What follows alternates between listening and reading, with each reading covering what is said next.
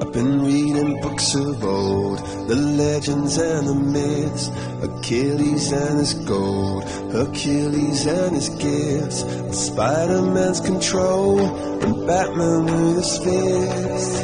And clearly I don't see myself upon that list. But she said, where'd you wanna go? How much you wanna risk?